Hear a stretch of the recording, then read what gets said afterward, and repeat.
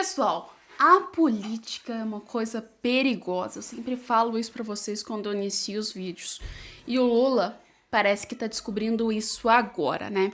Já que várias bombas estão estourando pro lado dele. Acontece que o Lula fez mais uma de suas vigarices, né?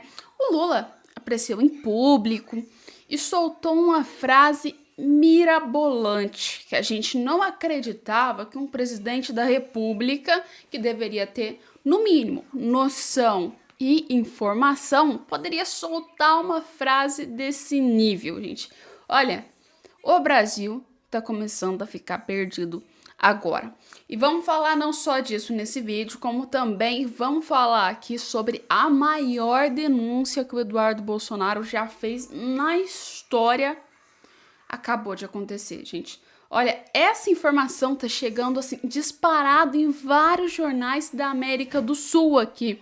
E tá virando um conflito cada vez maior, uma coisa caótica. E vocês precisam ficar sabendo disso, porque as informações que eu trago aqui são informações únicas, tá? Que você não vai achar em absolutamente nenhum outro lugar. Então, já deixa o like, compartilha, se inscreva e vamos lá falar sobre política, tá? Mostra que você é de direita e já se inscreve aqui nesse canal. Pro primeiro vídeo, primeiro eu vou trazer a fala do Lula, depois a gente fala sobre a parte do Eduardo Bolsonaro. Eu trouxe o vídeo de um jurista para vocês poderem assistir junto comigo, tá, pessoal?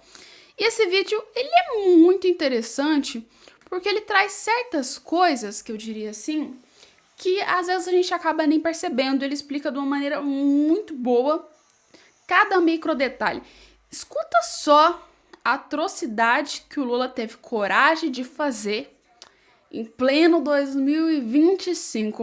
Mostrou claramente que ele tá do lado errado. Gente, dá uma olhada só. Olha essa publicação. Taxação dos super ricos, né? O Lula começou a batalha. Vai defender os super pobres contra os super ricos. Ora bolas. Os pobres não podem ser massacrados. Está espalhando fake news. Está fazendo publicação dizendo que a culpa dos impostos no Brasil é dos ricos. Não é não, tá? Todo mundo sabe que a culpa dos impostos no Brasil é do governo. O governo que está aumentando os impostos. Impostos esses que vão pegar, adivinha quem? O mais pobre.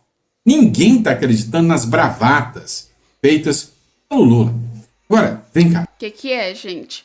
Nunca os mais ricos vão pagar os impostos, tá? Porque eles são os donos da empresa, eles têm os meios de produção. O que eles vão fazer?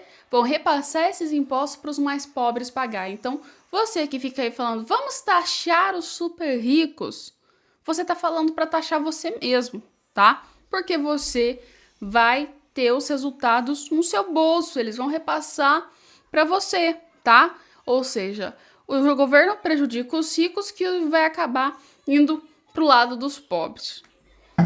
O Lula tá dentro dos super ricos ou dos super pobres? Dos super ricos. Qual é? Qual é o patrimônio dele? Pois é, vamos dar uma olhada aqui. Lula declara patrimônio de 7,4 milhões ao TSE. O maior valor informado pelo petista é uma aplicação de 5,5 milhões. Ora bolas! 5,5 milhões. Eu já posso dizer que o Lula é um milionário? Provavelmente sim. Valor de declaração não chega nem perto do valor real. O Lula é um patrimônio muito maior. Eu não sei precisar, mas eu te garanto que 7,4 milhões é o valor contábil, é o valor declarado de aquisição. O valor real é muito maior. Ouso dizer que deve passar dos 20, 30 ou mais. Pode ter certeza. Dá uma olhada nisso aqui, só para você entender, tá? Vocês estão falando com um tributarista, gente. Pelo amor de Deus, tá? Olha só, o que ele declarou aqui? Ó? Segundo o TSE, o maior valor declarado foi 5,5 milhões. Ou seja, Lula tem 5,5 milhões em grana, né? VGBL, tá? Dá uma olhada.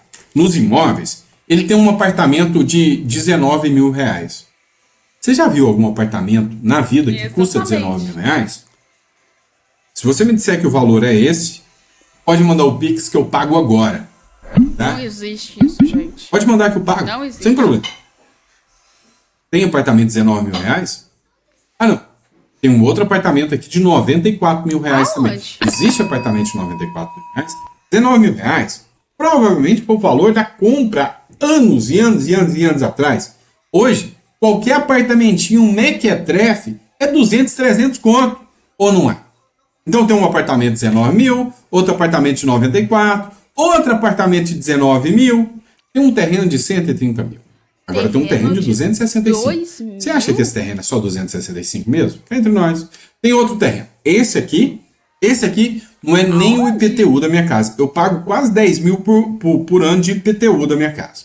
Tá? Não é nem o IPTU da minha casa. Terreno, R$ 2.733. Ele declarou um terreno que custa R$ 2.733. Onde é? Não sei. Mas você acredita que um terreno custa R$ 2.733? Não. Construção. Ele tem uma construção que custa 246 mil reais. Duvido também. Tem veículos, automotor, caminhão, automóvel, moto, etc. No valor de 48 mil. Veículos automotores, caminhão, automóvel, moto, etc. No valor de 85 mil. E aí ele tem cotas de empresa, e a gente não sabe que empresa é essa, 49 mil. Cota de empresa é a minha área, eu sei como que funciona. A empresa pode ter cota declarada de 49 mil, mas pode ter um patrimônio de 15 milhões. Uma holding pode fazer. E aí, no seu CPF, você vai declarar, claro, 49 mil, mas tá 15 milhões lá no fundo. Não estou falando que é o caso do Lula. Créditos e empréstimos, né? Aí tem crédito e dinheiro que ele emprestou para os outros, né? Investimentos. Poupança. 2 centavos na poupança, que bonitinho, né? Caderneta de poupança, mais 4.700 numa caderneta de poupança. Um VGBL, né, que é um fundo livre, né, de benefício, deve ser uma previdência privada, 5.570.000.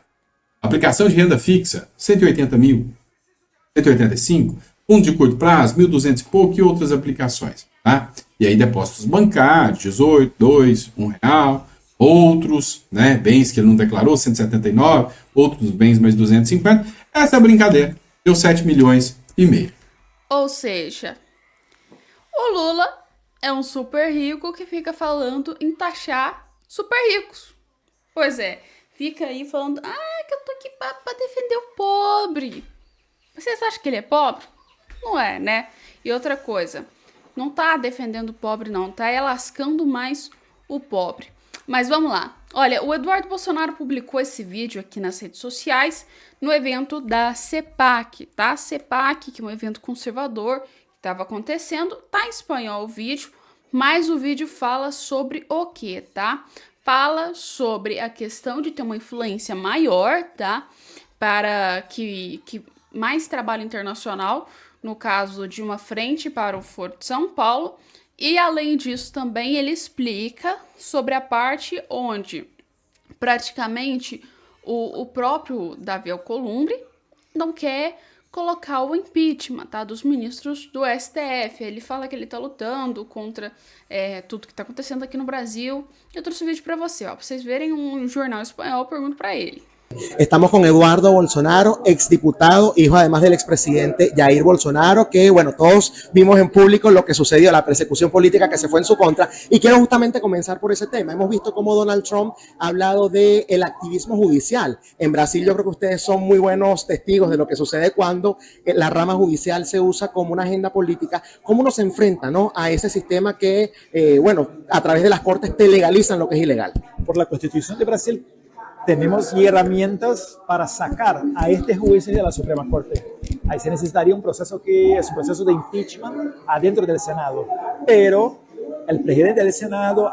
Ele fala que tem que começar o processo de impeachment dentro do Senado, mas o presidente do Senado no va a hacerlo. Que não vai fazer. Entonces, o que estamos haciendo es denunciando los crímenes, las violaciones de derechos humanos, la censura, todo eso que está se pasando con el liderazgo de Alexandre de Moraes, para que Estados Unidos utilice sus instrumentos legales, que son las sanciones OFAC, la ley Magnitsky, sanciones IEPA, para ser un remedio, para parar con este juez. Entonces ese es el punto que estamos nosotros, porque como hablé recién, si pasamos de un punto donde se consolida un régimen ahí después este remedio económico y diplomático ya no surte más efecto. Es como Venezuela hoy, se va a sancionar Maduro, no va a cambiar nada, porque ya está consolidado el régimen venezolano.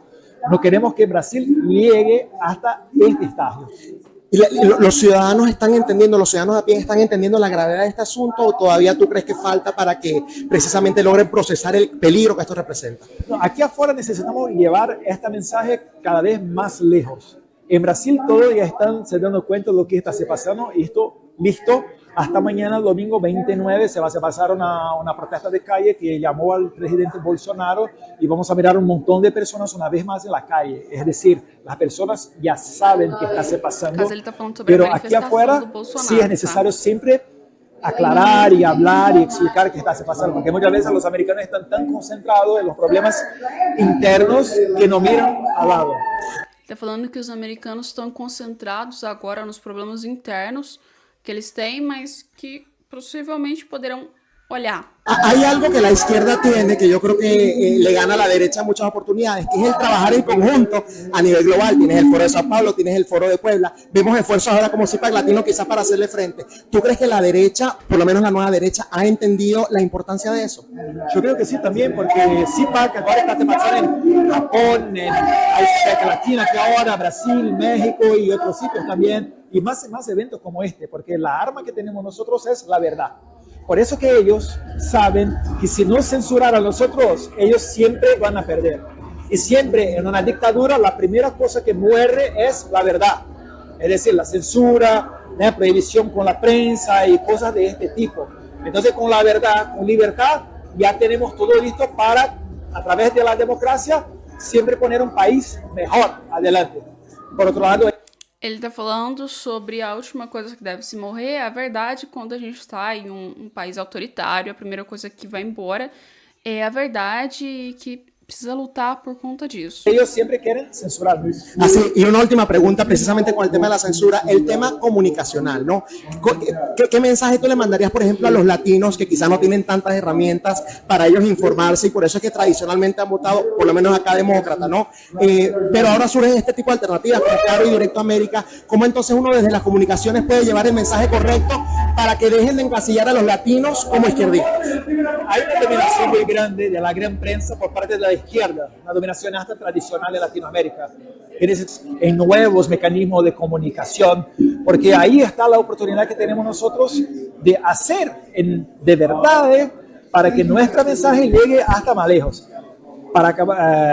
Finalizando esta respuesta, me encanta Víctor Orbán. Víctor Orbán habló de los 12 puntos para combatir el comunismo. Uno de ellos es tenga su propia prensa. Entonces eso es determinante cuando se está en esta guerra. Bueno, muchas gracias de verdad. Gracias a vos. Eduardo Bolsonaro, exdiputado de Brasil. Pessoal, resumindo para vocês, o Eduardo Bolsonaro fez uma denúncia, tá, para jornais espanhóis, né, que falam espanhol, e nessa denúncia ele fala sobre os problemas do Brasil e o que a gente precisa fazer para lutar contra isso. Ele fala que a liberdade morre, que no caso precisa fazer denúncias internacionais para que tenha um apoio maior internacional, e que ele citou até o combate ao comunismo, que precisa ter mais força para isso. Mas assim, foi resumido para vocês, porque ele falou muitas outras coisas aqui também, tá? Mas e aí, vocês acham o que dessa denúncia que o Eduardo Bolsonaro fez? Porque tá repercutindo na mídia, toda a mídia que fala espanhol tá repercutindo essa matéria. Põe aí nos comentários e a gente volta com mais vídeos daqui a pouco.